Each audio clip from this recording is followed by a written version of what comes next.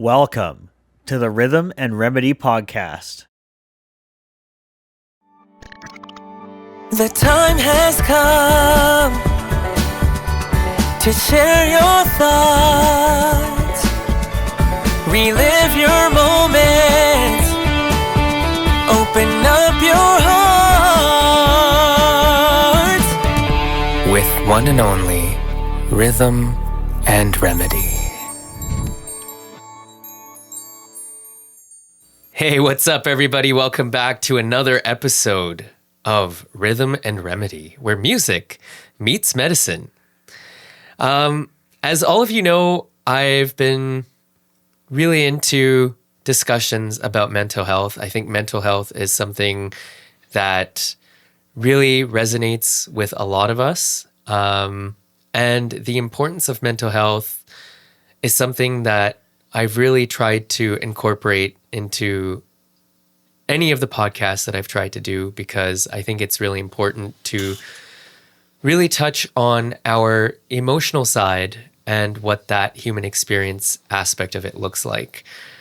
And joining me today to talk about this is someone who I've had the pleasure of knowing for a long time, through my sister, actually. We all had such a great time at the wedding, my sister's wedding, and I asked her if she would love to be a part of it, and I'm so glad and so honored that she's here to join us to talk about it.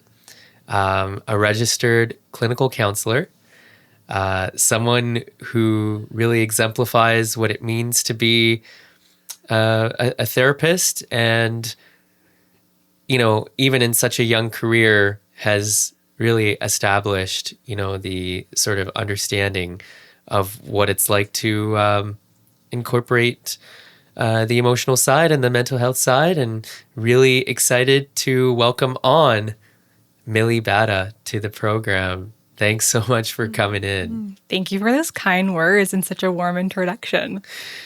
No, honestly, I'm really excited for this. I think, you know, conversations like this need to happen. I think that we have so much in common in terms of our sort of emotional understanding and what it means to be in sort of positions like this. Like I was saying before, you know, going through mental health myself, I think it's such an important topic. And so literally, or really what I wanted to ask you right off the bat is why go into a career like this? What was so important to you about this sort of career? Right. Yeah.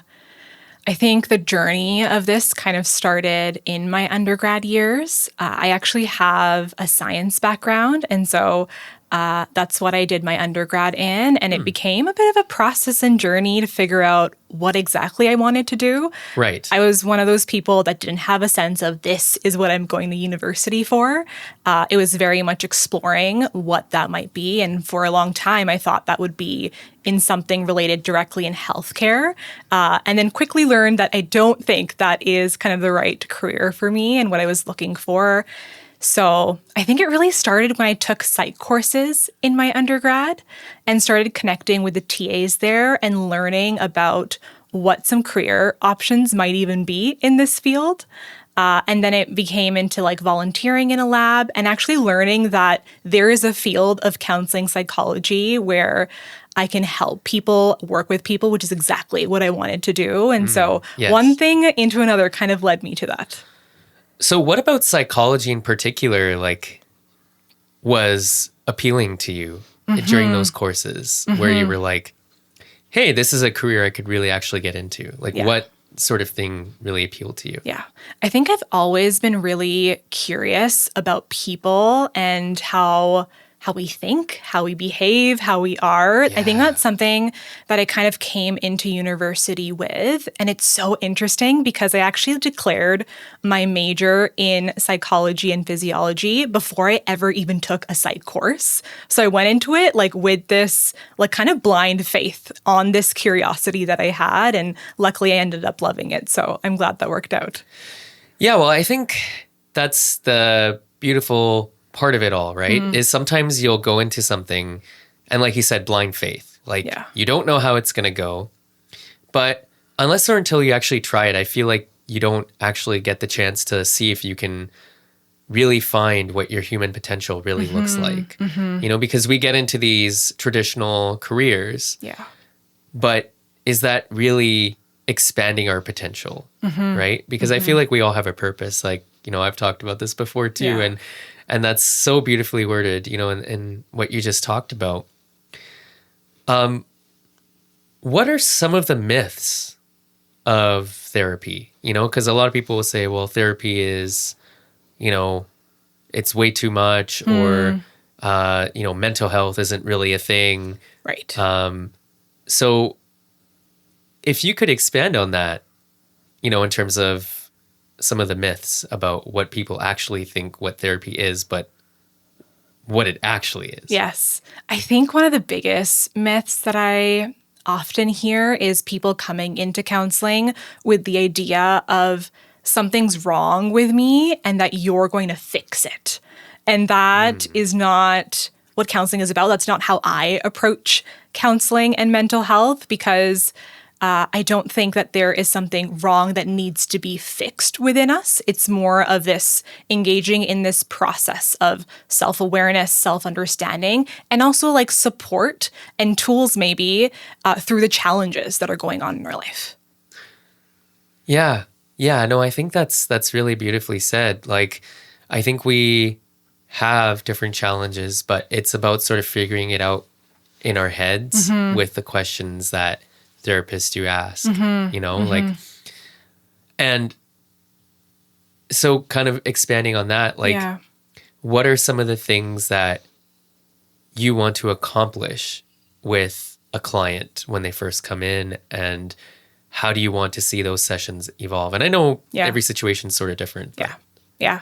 For me, it ends up being very much a collaboration. So when I first sit with a client, oftentimes we'll do an intake, which is a brief, like 15, 20-minute conversation to determine if this is a good fit for both of us. If I feel comfortable and competent to support you, and then also for you as a client, does this feel like a good fit for you? And I think that is one of the most important things off the bat, to feel like this is someone that I can connect with and feel comfortable with.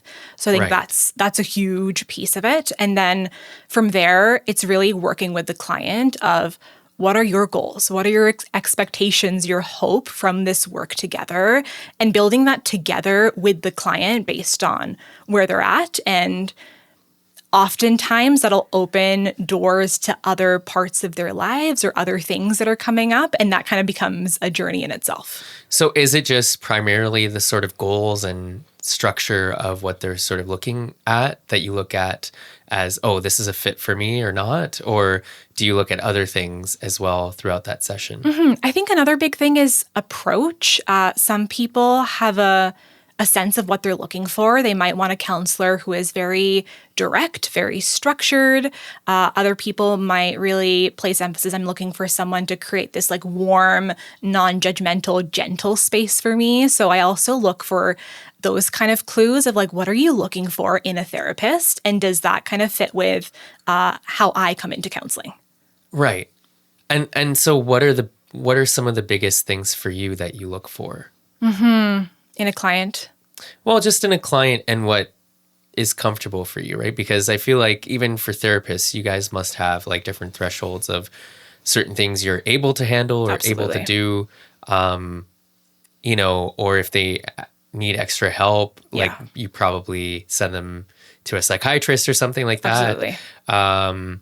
So how does that work for you? Like personally, what do you sort of look for? I think there are certain areas or specialties that I know that I actually don't have training in or enough Right. training in. And so for me, that's right away like, okay, like I think it would be best to provide referral to you to someone who is specialized in that. Yeah. And so that's a piece that I look out for. I'm also looking for the kind of work the client is looking to do. So my work is very much relational. I come in from a place that's very like warm, creating a safe space, Right. focusing very much on emotions, using our bodies and what our body is telling us. And so I kind of use like what my approach is and how I kind of land as a counselor to see, does this match what the client is looking for? And can I offer them what they're looking for through my approach? Yeah, I think that's really beautiful. You know, and I think it's really good to be honest right off the bat because in the past, and of course I'm not going to name anybody, but like I've been to like therapists where it's like, oh yeah, you know, we'll definitely try and figure this out. But it's about feeling that connection. Yes. Right. And I think, and you could probably expand on this too, but like, I think the biggest thing is like people will go to like different therapists and they'll start off with one and it doesn't work. Yes. And so they won't actually go and try and find another therapist because it's like, well, I went to one therapy session, it sucked. Yeah. And I'm just not going to go to another one because I've already had that experience. Yeah. Whereas I think it becomes super complicated, you know, when it comes to like who can actually understand your emotions too, right? And, you know, would you say that it's also based on that comfortability with what someone can handle as well? Yeah, absolutely. And with having an intake call or an in-person intake with someone, that also gives me and them a sense of like, okay, this is kind of like a teaser of what our counseling sessions would look like, and checking in like, how is this feeling for you? Does this feel like what you're looking for? How does this just initially, how is it landing with you? Because I think that also gives you a sense of what this feels like it would work or not. How was your first session with a client? And how have you evolved since then? Yeah. I remember my first session. I was so nervous. I bet. Yeah, I was nervous. I was really anxious about how it would go. And I remember that I had all of these like external supports to help me feel a bit more grounded. So I remember I had like a water bottle beside me. I had a little notebook to take notes. And so I think for me, just internally, there was so much going on while I was trying to hold space for this person. And, you know, we got through the session. I think it went relatively okay. Right. I as the session went on, my nerves also settled a little bit and really just leaned into like, okay, like I have been practicing these skills throughout my program. And really, I just leaned into this place of like, I'm just going to be like curious about this person rather than putting all this pressure on myself of like, I need to do this like great therapeutic work in this first session. Yeah. It's like, I just kind of need to feel it out. Yes. Kind of figure out who I'm going to be as a therapist. And is that something that has really helped you evolve since then? Or is it kind of like sort of that healthy amount of nerves that you sort of carry with you? I think still when I meet a new client for the first time, the nerves are there. Yeah. They're not as intense. It's not as heightened, but that nervous energy, I can still feel it even now. And that excitement of meeting a person for a first time and getting to know them. And I think for me, I've really evolved in how I've even like leaned into that, and I'll be transparent to the person that I'm seeing of like, hey, yeah, like, how are you feeling? I know for me, I'm feeling this mixture of like nervousness and excitement. Yeah. And 100%. That's not something that I would have named when I first started off, because I'm like, oh my goodness, you can't know that I'm feeling nervous. I'm supposed to be this professional. No, absolutely. And like as a therapist, like how important do you think that being able to emotionally understand yourself and have those feelings of empathy, like how important is that in being a therapist? I think it's foundational to the work that I do, that we do in this counseling world. Yeah. And that's would you say like those are like the pillars essentially? Absolutely. Yeah. And that's actually not something that I knew going into this career, how much personal work I would have to do. And I've joked with like past supervisors of like, I don't know if I would actually go into this career knowing how much personal work I would have to do, because it's hard. And I think it requires a lot of courage of digging deep within yourself. Oh, for sure. And bringing up your own material and sitting with it and exploring with it. But I do think it's foundational, and I think it helps you become a better therapist. And it's really walking the talk of like, I tell my clients, I support them in doing all this work. And so it would feel really incongruent if I wasn't doing that myself. Yeah. Yeah. It's like, you know, a lot of people go into a therapy session, like you said, where it's like, this person's going to fix me. But it's like the therapist themselves is also having to do that personal work and that's capacity to be able to sort of handle those conversations, right? Because if you're going through your own personal issues and you're trying to figure things out personally, like I feel like as a therapist, and obviously I'm not in that career, but like I feel like it's harder to sort of have that capacity to have those or hear those conversations that the client wants to have.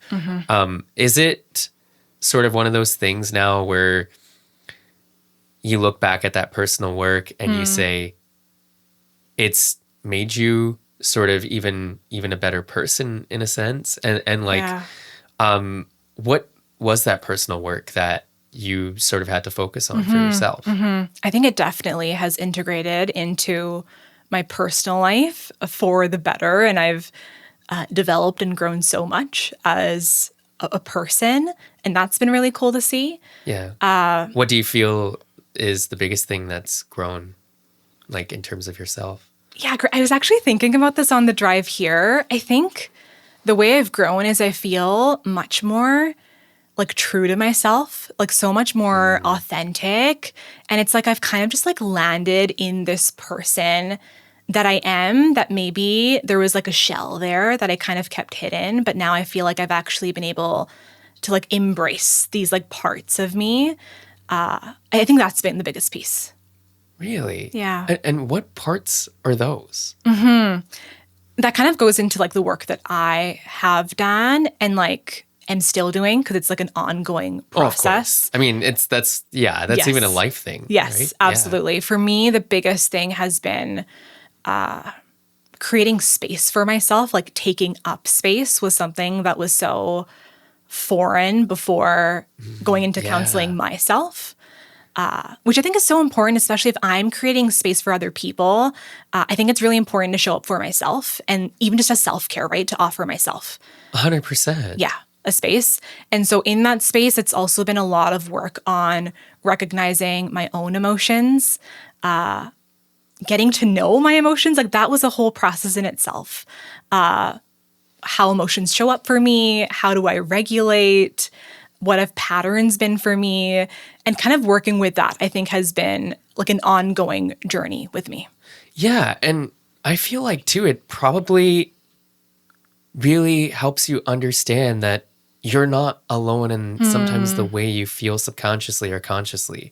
Because like when you hear other people's stories or what they've been through, in some way or somewhere down the line, you could probably relate. Absolutely. Yes. You know, like I think that's pretty amazing to think about because a lot of us, we feel like we're going through this alone, that I'm alone, that no one can really understand my experience.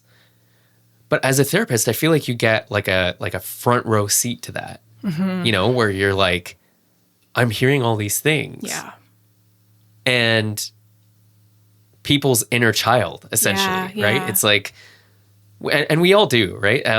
There's this account I follow, and she's also on Instagram. It's Your Emotional Healing Coach. She goes by her, Afsa Rosette. And, you know, she talks about her inner child, that we all have it, that we all, you know, either it's, you know, that sort of selfishness of, oh, I want to do this, but I feel this way, and we tend to hide those feelings. Yeah. Right? Or we can't really bring them out to the forefront because we think that, you know, it might be dumb to talk about those things. For you, like, what is it that you notice in a lot of people that you've had, you know, the chance and I guess, you know, in a way, the pleasure to deal with, Absolutely, right? yeah. What are those things that you've noticed that people have really been struggling with the most? Yes, for sure. And yeah, I agree. It's such a privilege to be able to sit with people and hear their stories and hold that space for them. I think a lot of what I hear and sit with is a lot of emotional regulation. So people either feeling a lot of anxiety or coming in because of low mood. And I think those are common entry points for people to come into therapy. Yeah. Or any sort of like life events, whether that is related to relationships or life transitions, or past trauma that might be showing up and impacting your day to day. And I find that it's often a specific thing, or they might be in a specific state that people come into therapy for. And we end up exploring so much more and go way beyond that, because I think once you start that process and open one box, it's like you're opening all of these other boxes that are so interconnected. That's so beautifully said, because I think that sometimes the problem that we actually come in with is just the surface. And there's always something that's bubbling beneath the surface that we either don't visit or we just don't feel comfortable enough to talk about. I think that for me, I think the biggest thing was, from what I've learned, is you can only go as far as therapy as you're able to talk about in therapy. Like, if I'm only able to talk about a certain thing, but if a therapist asks me a question, I can't delve into it because I already feel a lot of shame and guilt for whatever it is. Right. It's really hard to sort of get your mind out of that. Yeah. So I think that's the other part, like, you know, going back to when we were saying, like, sometimes people think it's an overnight fix. I think part of that too is you can only really get things organized and recognized with as much as you're able to. And the less you divulge, the less I feel like you're able to solve those problems. Right. Is that something that you've sort of kind of like talked to your clients about as well? Like, you know, because I feel like a lot of us nowadays, I feel like we deal with a lot of loneliness. Yes. Yes. Right. I think, is that something that you've noticed a lot? About people Just dealing with loneliness. Absolutely. And, you know, I think COVID really put a dent in that sort of thing too, right? Where, you know, we're sort of trying to figure out like what is important and what's not. Social interaction is so limited. Right. Because, you know, even when it comes to like the dating scene, it's all online, most of it. You know, rarely do we actually make interpersonal connections. I think that's one thing that I've noticed, is that for me, I do well a lot more personally than I do online, right? Because I feel like online sometimes you get into this space where you're like looking at different people and in my case, I'm reading through prompts or whatever. And it's just like, it's not the same as just like talking to that person, because I think that's where you actually find where the connection is most successful. Yeah. Yeah. And I don't think there's any substitute for those in-person interactions, those face-to-face connections that you have. I think with online, especially after COVID, I think it can be an add-on, but I don't see it as a substitute at all. Do you feel that for you, like, how do you know when you need that space to decompress from maybe a really tough session or a tough story or anything like that? Like, how do you sort of make sure that you're not overwhelming yourself? Yeah. Yeah, you're right. Like after certain stories, certain sessions, for me, I feel it very, like pretty clearly in my body. And so often it'll show up like my body will just feel really heavy, or I'll feel this like tightness in my chest. And so that's been part of the learning for me of like when I come out of a more intense session, how am I feeling? So checking in with myself, and what are some cues that I can pick up on? Yeah. So I'm more aware of that. And so yeah, you're right. Then it becomes about decompressing and creating that space for myself. Oftentimes I'll be intentional with my schedule because I have that flexibility of making sure I put in those breaks and using those breaks to just ground myself and check in and give that space to myself, whether it's going out on a walk, whether it's connecting with another therapist in the office, or just taking some time to myself. I think those windows are so important, especially in this sort of work. Yeah, no, absolutely. And obviously, like, while you were growing up, you, as I'm sure we all have either gone through something really rough or we've seen other people around us go through really rough times. And so now that you're on the other side of it and you're listening to people, is there a lot of difference between what we've struggled with growing up versus the struggles that people and the generation that is growing up right now, what they're struggling with? Yes. Yeah. So I work with quite a lot of kids and teens, and I would say what I see a lot more of as I compare to our generation is a lot of things related to technology and social media that has such a huge influence as I work with the younger population. And I think just so much that comes with it, the feelings of anxiety, like the loneliness, feeling excluded, the self-esteem, the self-worth pieces that come through all of that.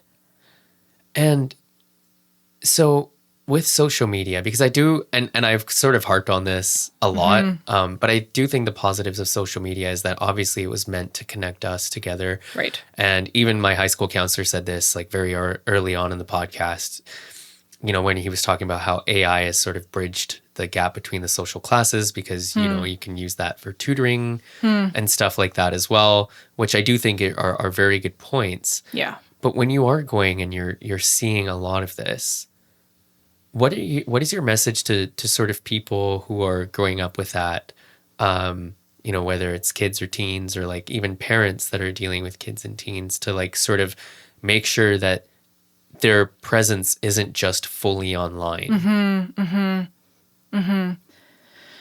I think my message with that would be that kind of the point that I made earlier, that when we think of social media and our online presence, really thinking of it like an add-on to our life rather than the whole thing. Like it doesn't replace those personal, like face-to-face connections that we had, and just how important that is. Even when we think about like the really like younger kids, like even growing up, like how important it is for them to engage in play and for them to feel that connection versus relying on a screen, even just to like distract themselves or like regulate themselves, which is something that I think I often see as well. It's crazy because like when we were growing up, like when we only had computers. Yeah. We would go out and, we would go to a parade or a festival or like, we'd be hanging out with our friends and we'd be, playing some different sports or whatever. And you always had that thing like, I can't wait to go back home and I'm looking forward to playing some computer games. Yeah. Or I'm looking forward to that. And I feel like now that we have it right at our fingertips with our phones. Right. It's like, it's almost like we've got nothing to look forward to. Yeah. It's so accessible. It's right there. Yeah. Yeah. And I listen, I think accessibility is something that I fully support. Absolutely. But it's making sure that we have that balance of being able to go out and make those face-to-face interactions. Because I think face-to-face and meeting different people and understanding that online, when you have like a screen conversation with somebody, it doesn't actually bring out their personality, and you don't actually really see their personality behind a screen. Like for me, like when I go up to somebody and I like talk to them, like I hear the sort of tone in their voice or like, what they're like just from the way their voice expresses themselves. Absolutely. Itself. And so I think that we've lost the ability to do that. Right. And I think that's pretty sad because, we're letting a lot of people dictate our self. You know, and you know, when we go online and we're looking for fitness tips or Right. dating tips or Yes, anything like yes. that, and you go online and you find like a certain narrative, and you keep going down that rabbit hole, and you're not able to pick yourself out of that narrative, right? Because you're so busy, you know, listening to just that one sort of thing that suits your suits where you're at, but it probably, you know, isn't where you should be at, right? You know, and I think that's where the sort of trauma part of it comes in. And so when we look at living with trauma, Right. there's a difference between living with trauma and dealing with trauma. So how important do you think it is that, you know, even for a lot of us who are pretty high functioning and may not deal with anxiety or depression as much as other people. Right. But how important do you think therapy is for everybody in a sense? Because I feel like we all have some sort of trauma that we've dealt with in the past. Right. Or that we've, you know, either hidden away. Yeah. You know, it's I get it. It's really scary to talk about it too, right? Like it's not easy to talk about those things. Such a brave step. But how important do you think it is, especially now, to sort of talk about those things? I think that's it, right? How counseling can also just be a safe space for you to talk to somebody that is not that's not your family, that's not your friends. It's this third person that you can form this like safe therapeutic relationship with, and explore more parts of yourself, or even just a place to land, and maybe talk about what's been going on, and even just uncovering those layers that maybe you didn't even know existed there. And I also recognize like that is a really like courageous thing to do, to intentionally like set up to do. So I also understand this like hesitation to actually go with that when you're like, things are going okay. Like why shift that? Yeah. Yeah. It's really hard to do that. Yeah. You know, but I feel like even if things are generally okay, Yeah. And you probably see it in a similar fashion where it's like, if you don't deal with even the little stress that you have, if you don't learn how to manage that, you know, I think it's one thing to talk to friends, and I think friends and family are wise, you know, depending on obviously the background that you come from and all of those things. But I also think it's as important and significant to realize that not everything is just advice from your family and friends who may not really understand the sort of emotional component of yourself and what you're going through and how you deal with it. And I feel like the longer we start to keep even the smaller things in, the more we actually start to keep adding on to it. Absolutely. Because your body holds on to those small stressors, the anxiety. Yeah, it's like water retention. Absolutely. Absolutely. You know? Yeah, no, I think it's super important. Yeah. And so like culturally, like when we talk about the South Asian side, you know, because you and I have grown up in the South Asian community. Right. Has mental health become more prevalent? Where do we need to do more work? Yeah. I would say that I see a lot more curiosity, or maybe even willingness to come to counseling within the South Asian community. And that's been something that has been really just so cool and so fulfilling for me to see, especially when I think back to once I decided that counseling was a career I wanted to like fully commit to and go into. It very quickly became clear to me that I also want to do this because of like representation and accessibility within our community and in the mental health field, but also this idea of like when I was growing up, when I had moments of struggle and challenge, I didn't even know counseling existed. I did not know that you could go to a counselor and actually get some support and talk to somebody. And same. Exactly, right? So I think that's also a key difference when we think about the different generations. I think now it is much more talked about. even when I think of like teens, they'll talk to their peers of like, I'm seeing a counselor, and they'll kind of like hear each other, and it really like normalizes it and takes away the stigma that can often be attached to counseling. Yeah. And so I see a lot more people either being curious about coming to counseling, maybe even booking a first session, and wanting to explore that while still holding on to, I think, these like fears and stigmas and these narratives that we've been hearing for so long. Yeah, I know. The stigma aspect of it, especially when it comes to even mental health, besides the like I've talked to like people in the past where they've considered counseling to be a stigma. Right. Like if I go for counseling, it just means I have this huge problem. Yeah. Right. And, I think we all have like that sort of ego of I'm good just the way I am. I know how to live with it. I know how to do this. Right. But it really gives you a lot more perspective. Yes. Like, I used to feel that way too, right? Like I used to be like, I don't need this. Right. I don't need to like, I went for, elementary and high school counseling, which I mean, they were great, Right. But it's just different to be out in the real world, obviously when you're an adult and you do have other separate issues, Right. More than you would as if you were a kid or a teen, right? Yeah. Because we all go through different phases in our lives. Yeah. You're navigating so much more. Yeah. Right? Yeah. It's not like someone stole my Pokemon cards, right? It's it's not that anymore. Yeah. So Sorry to interrupt. Could you imagine if that you're like a grown man, you go into counseling and like that's what you're bringing up? I mean, it probably happens. Hey, listen, I mean, we all listen, I mean, That might come up, and then often it's like, okay, like what's underneath this? Yeah, There's probably something deeper. Yeah, exactly. Yeah. It's like what's been going on? Have Yeah. you been hanging out with the right people? Yeah. And actually, that brings up a really interesting question, which thanks Owen, because I was really thinking about this. Do you think that a lot of people are in relationships now for the wrong reasons? Yeah. I wonder if you can say like a bit more on that, Yeah. what you mean.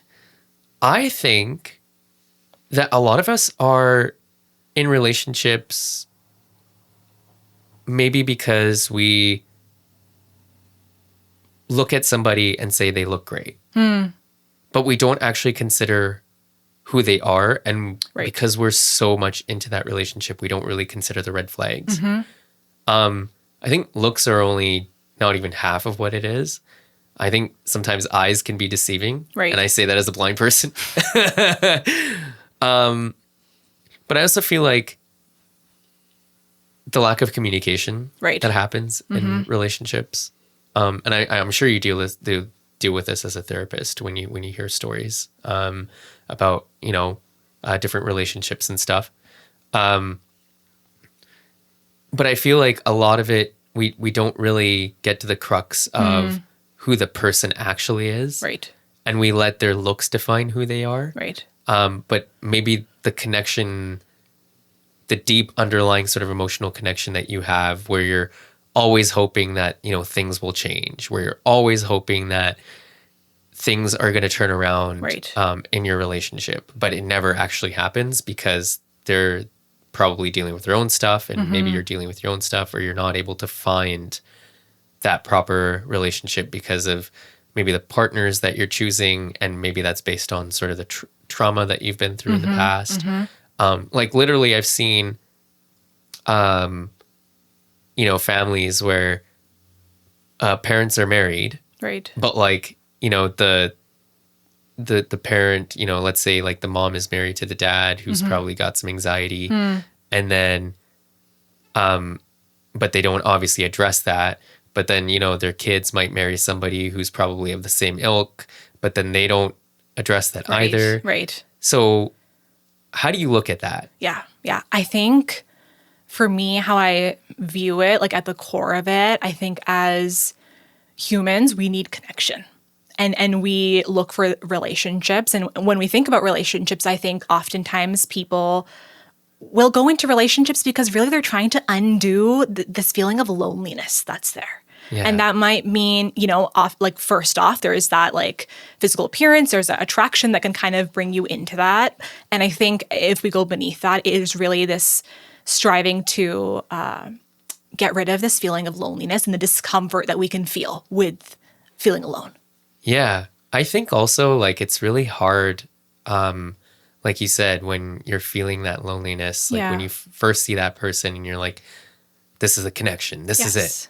Yeah. And the chemicals in your body are going off. Yeah. Yeah. Yeah, exactly. But, one of the things that one of my therapists told me a while ago is like watching your nervous system. Yeah.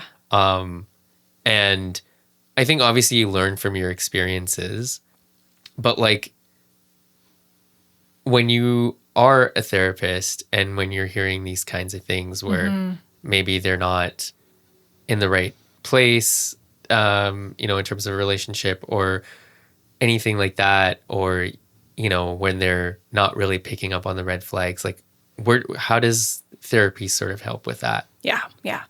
So I think an attachment perspective can be really helpful to understand this. And it's something that I kind of integrate in my practice and approach. Yeah. So kind of looking at what is your attachment style and getting curious about that and understanding that as we make sense of these patterns that you see in relationships, whether it's a current relationship or past ones, and how to kind of make sense of that. Can you expand on the different sort of attachment styles? Because I think it's really important for people to understand what that looks like. Yeah, yeah. And so when we think of attachment styles, when we break it down, there is like a secure attachment, and that is really what we are trying to all like work towards. And that means that really being like in a healthy, stable, secure relationship and you showing up in that way as well. Yeah. And then we have more insecure attachment styles, which are so common across the board. More common than we think. Absolutely. Yeah. And in those, there are categories of being more preoccupied, so more anxious.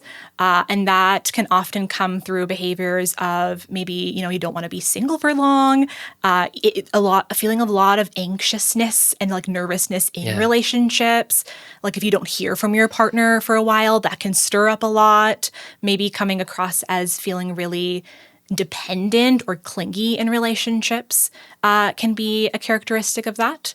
Yeah. And then the other end of that is a more dismissive attachment style, which would be more avoidant. Right. That is more really finding it difficult to trust other people in relationships. There might be more of this dependence on yourself, so feeling really, really independent in that and avoiding relationships. Yeah. And I think also too, like when it comes to anxious attachment styles, it might not be, or insecure attachment styles, it might not even just be, oh, you're not there for me, or you're not messaging me, or just, it could also be just from maybe the constant messaging, or it could be that they're doing, or that, or it could be, something that's coming out through anger, right? Like, so if you're not fulfilling what they need, they might not tell you directly. Right. And so I feel like that communication is so important. I feel like communication is one of those things where even if you feel like what you're feeling is dumb, I think if we just start to communicate those things right away, you start to really understand that, okay, is this person really for me? Yeah. Because of the way they respond to that.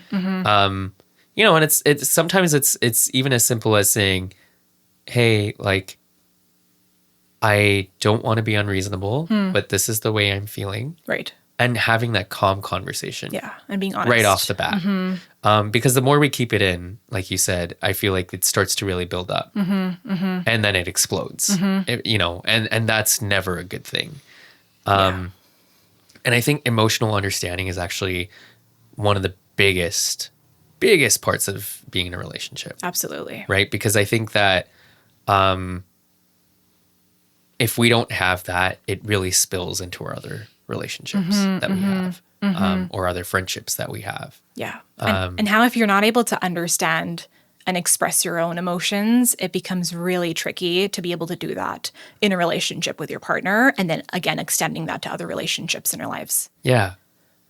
Yeah, no, absolutely. And so like I've also talked to a lot of like people, you know, in older generations who are like, I've seen so much of my life. I've experienced so much of my life. How is therapy going to help me when I've lived through all of that? But in fact, they actually need it. Right. Because they probably haven't revisited the things that they probably should. Yeah. But it's starting to spill into their other friendships. So what would you say to them? Yeah. Yeah.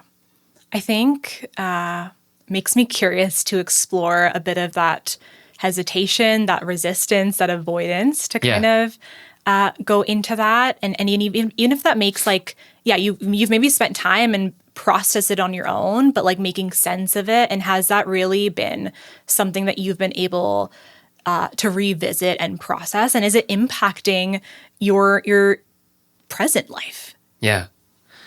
Yeah, no, exactly. And how do you feel, how important is it to really emotionally try and be intuitive with yourself? How significant is that?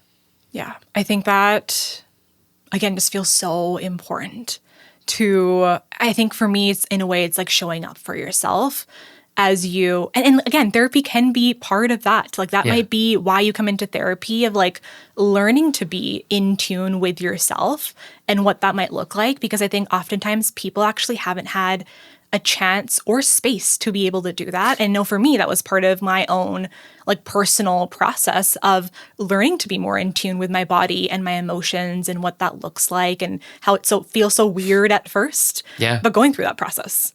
Yeah, no, I think that's a huge part of it too. What do you hope to do, through your career, and what is your biggest sort of, when you look 20, 30, 40 years down the road, sort of, what do you hope to do throughout your career, through your therapy sessions and with your clients in general? Yeah.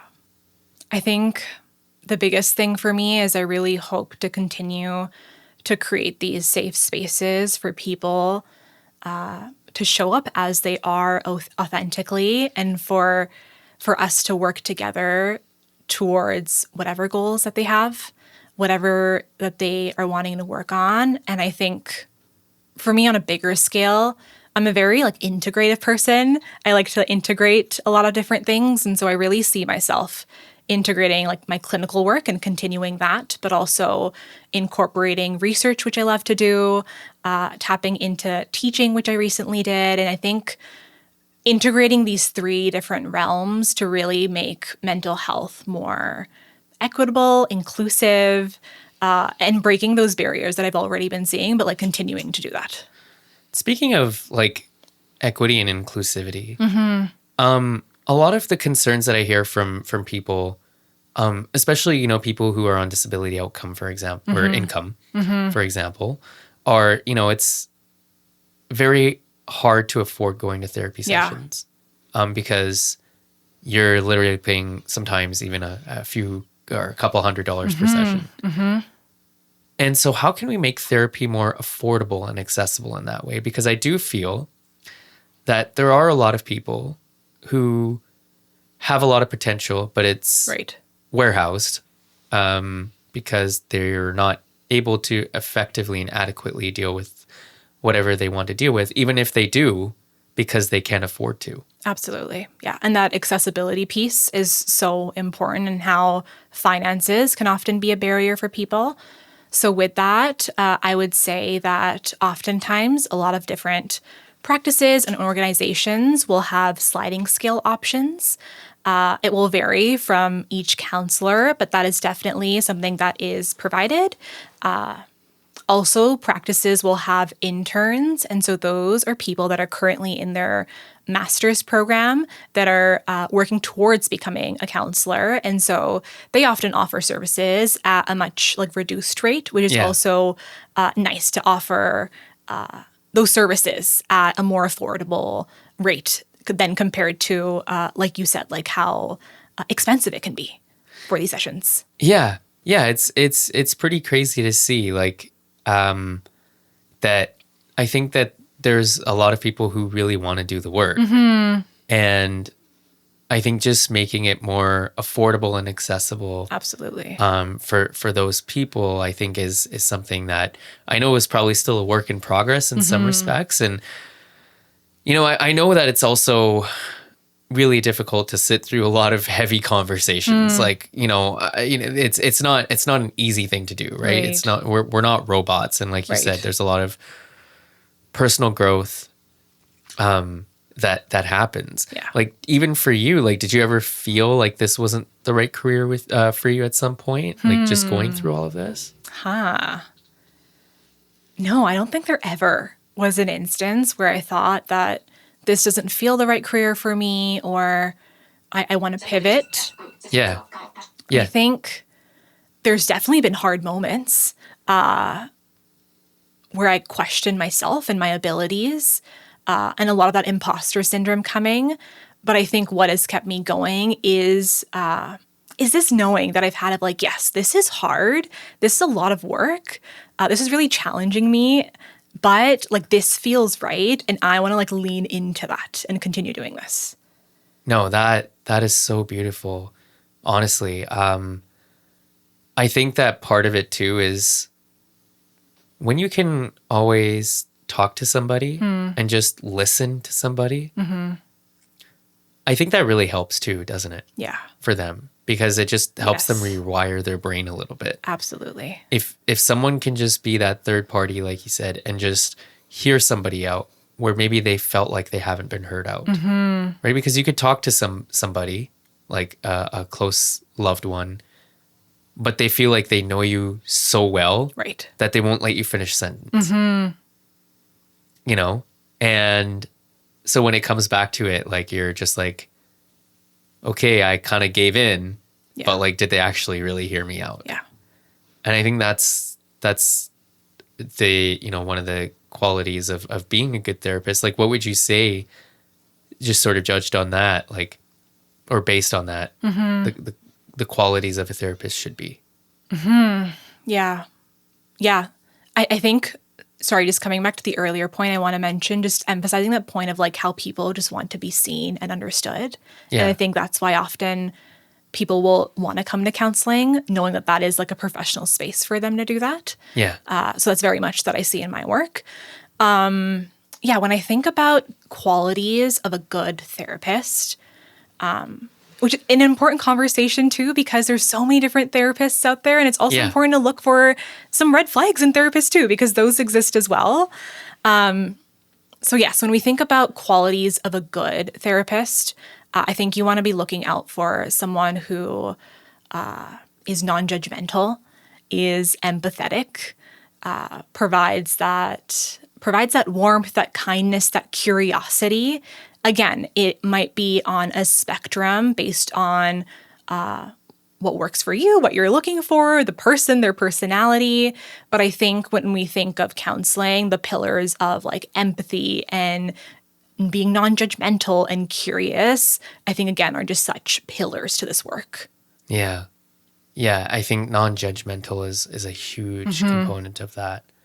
And making sure that the person who's actually, I think one of the things that people really worry about is like, if I go into a session and if I say something, how is that going to be judged? Yes. And from your side of things, like, how do you sort of make it known that I'm not here to judge you, I'm just here to listen to you? That will be something that I explicitly name in the first session when I first meet a client. And I also know that saying it isn't enough. I actually have to follow through on that. And for some clients, it takes some time for them to actually trust that and know that by them actually being able to experience that. And so, especially for me in my sessions, the first few sessions is really building that trust, that rapport, that safety. And in that, I think spending that time showing that, hey, I am here for you and I'm not judging you. And so I think through those actions, that really comes across. Yeah. And how important is it to not sort of build a personal relationship, but like making sure that you have those professional boundaries. Yeah. Yeah. I think, and especially for me, I work from a very relational perspective. Yeah. And so, and as you're spending time with these individuals, yes, it's my job, but I also like care about them Yeah. so deeply. And I'm spending all of this time with them, and they're being so brave and vulnerable. So that care is always there. And also, like you said, maintaining those professional boundaries, maintaining my ethical duty and those standards, especially given that there is, as much as you try to eliminate it, like this power imbalance that occurs, me being a professional, working with a client. And so being really careful and mindful that we're not overstepping any of those boundaries. Yeah. And I think part of that shame and guilt for a lot of people too, just to kind of emphasize that non-judgmental point, is a lot of people don't want to go into that sort of space because maybe they've done something bad, right? Maybe they were bullies, they were abusers, but what led them to that, right? I think people don't often consider that for themselves. It's like, why did I get there? Yeah. What prompted me to get there? And maybe it was, childhood trauma that I experienced where I was abused, which led me to be an abuser. Yeah. Not an excuse, of course, because it's not, meant to defend anyone's actions. And we kind of, we deep down, we know that, right? Because sometimes, you go through something like that and you explode and it's not great, but then most people really feel crappy after that sort of thing, right? So it's like, I think it's very important to realize that going into these sessions, it's not, that, it's that I'm depressed or that I'm going in because I'm, dealing with just one sort of aspect of my emotional self, but it's also, hey, I'm not proud of something I've done, and so how do I rectify that? That's also okay to do, right? It doesn't make the fact that people can go in there and talk about, this is what I've done and I'm not proud of it, but how do I get over this guilt? So that it doesn't happen again. Absolutely. And let's work together with that. Yeah. No, honestly, this was such a fulfilling conversation. I really, really enjoyed it. I think that a lot of people could really take a lot from this conversation, and really, try to understand themselves. I think that's the most beautiful part of it, that I feel like I've really got out of this. What would you say before we go? What's your main message to people from your side of things? If there's anything that we haven't touched on, or I just want to open the floor to the guest for the last part of this. I think as I reflect on our conversation, it's been such a rich discussion, and I also really appreciate you creating the space for this conversation. I think that also helps to break stigma and barriers, so really appreciative of that. Cool. I think I think my message would be, I think as I think about like our South Asian community, like that community piece is so integral to our culture. Yeah. And I think with that comes often this shame and stigma of like, I shouldn't go to anybody to seek support that's outside of my family or my circle. Yeah. But when I think of therapy, it's like, maybe we could like reframe it almost as like, maybe I don't have to struggle on my own or go through this all by myself. Like, let me actually add someone in my community that I can really trust and feel comfortable with, and like lean into that and give myself the support that I might need and that you deserve. I feel like a lot of men deal with this, right? Yeah. Whereas I feel like in a lot of ways, women are just more emotionally intuitive. Whereas a lot of men are, I can't cry. Right. I've got to be caveman. I've got to show that I'm strong. But strength isn't always in hiding. Yes. Right? in fact, being able to show your emotional self, being able to properly, effectively communicate, being able to do all of those things, Yeah. I think it just increases your strength, and increases your resolve. You know, and that understanding. Like, do you see that a lot in men as well, comparative to women? Yes, absolutely. And even as I like think about like my caseload or even the kinds of clients I see, it is predominantly women that I Yeah. see, and yeah, this barrier, this stigma that exists with men and mental health, and I think that is. I think also that's an area that maybe isn't as talked about and yet is so important. Yeah. Like you said, those narratives that we hear growing up, that men hear growing up of like, you know, showing emotions is not a good thing. It's a sign of weakness. And actually how much strength it takes to show up for yourself and give yourself that support. Absolutely. Yeah. No, I totally agree with that. And so to all the men, to all the brothers out there, you know, mental health is as important as it is for anybody else, you know. And, you know, I think that we can all do ourselves a great service to really reflect, really understand ourselves more. And I hope that that's what we can really take away from this conversation, that let's embrace the full human experience of who we are, as opposed to putting it all away, because that's when we can really live up to our potential and really understand ourselves. Millie, thank you so much for joining once again. Thank you. And really great to have you on. And to all the rest of the listeners and viewers, thank you so much for all of your support. On behalf of all of us here, we thank you for listening. We thank you for your love and support, and can't wait to come back with another very special episode. Rhythm and Remedy, everybody. Take care. Good night, good morning, and good day.